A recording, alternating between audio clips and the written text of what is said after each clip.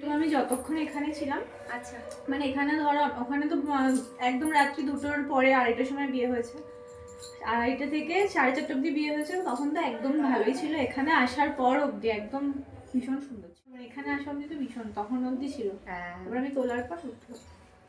আমি বললাম bridal looks তো ডিফারেন্ট হয়, আর এছাড়া আমি সবাই ভালো বলেছে। সবাই ভীষণ সুন্দর, আই সবাই মেকআপটা আই মেকআপ সব কিছু বলছে ভীষণ ভীষণ। এখানে তোমরা আমার মিষ্টি ক্লায়েন্টের রিভিউ শুনে নিলে।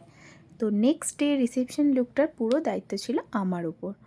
ওর তেমন কিছু ডিম্যান্ড ছিল না, শুধুমাত্র একটা ওপেন হেয়ারের রেফারেন্স ও আমাকে দেখিয়েছিল।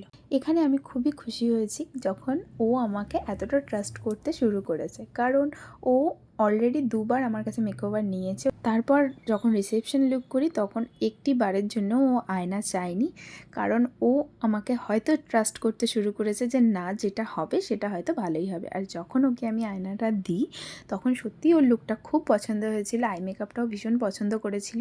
আর আমার সাথে যে অ্যাসিস্ট করছিল তাকে বারবার বলছিল, কিন্তু দুর্ভাগ্যবশত সেই সবগুলো ক্যাপচার করা হয়নি। এখানে আমি ওর নিজস্ব সৌন্দর্যটা বজায় রেখে কিভাবে আরও সুন্দর দেখানো যায় সেটারই চেষ্টা করেছি। এখানে বলে রাখি, তোমরা যদি চাও ব্রাইডাল মেকওভারের কোর্স করতে তাহলে আমার সাথে যোগাযোগ করতে পারো। এখানে আইএসও সার্টিফিকেট প্রোভাইড করা হয়।